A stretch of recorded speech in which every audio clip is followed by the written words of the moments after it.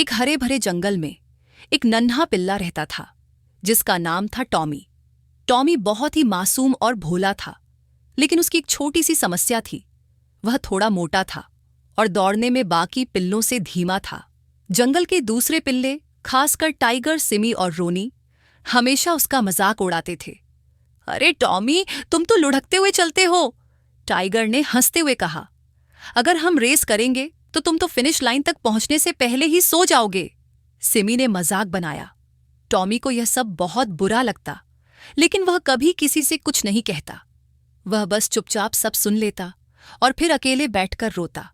उसकी आंखों में आंसू होते, लेकिन दिल में उम्मीद भी थी कि कभी न कभी उसके दोस्त उसे समझेंगे।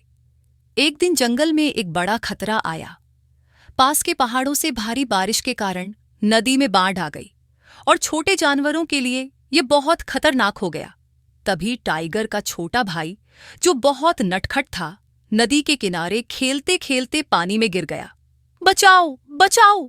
उसकी चीखें जंगल में गूंजने लगीं। टाइगर और बाकी दोस्त घबरा गए, लेकिन कोई भी पानी में जाने की हिम्मत नहीं जुटा पाया।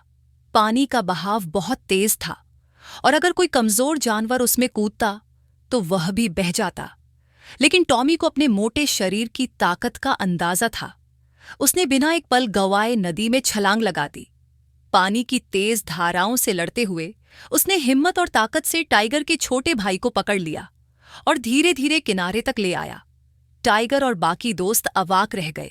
टॉमी ने जो किया वह कोई और नहीं कर सकता था। वे सब दौड़कर टॉमी के पास आए। टॉमी, हमें माफ कर दो, टाइगर ने आंसू भरी आंखों से कहा। हमने हमेशा तुम्हारा मजाक उड़ाया, लेकिन आज तुमने हमें सिखाया कि असली ताकत दिल और हिम्मत में होती है, सिमी ने सिर झुकाते हुए कहा। टॉमी मुस्कुराया और कहा, दोस्ती का मतलब ही यही होता है, एक दूसरे की मदद करना और साथ देना, चाहे हालात कैसे भी हों।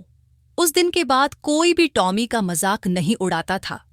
अब वे सब समझ चुके थे कि हर किसी की अपनी खासियत होती है और किसी का भी मजाक उड़ाना गलत है। टॉमी और उसके दोस्त अब सच्चे और प्यारे दोस्त बन गए थे। शिक्षा: कभी भी किसी की शारीरिक बनावट या कमजोरी का मजाक नहीं उड़ाना चाहिए, क्योंकि हर किसी के पास कोई ना कोई खासियत होती है जो सही समय पर काम आती है।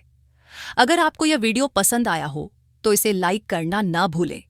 अपने दोस्तों और परिवार के साथ शेयर करें ताकि यह सुंदर संदेश हर किसी तक पहुंच सके।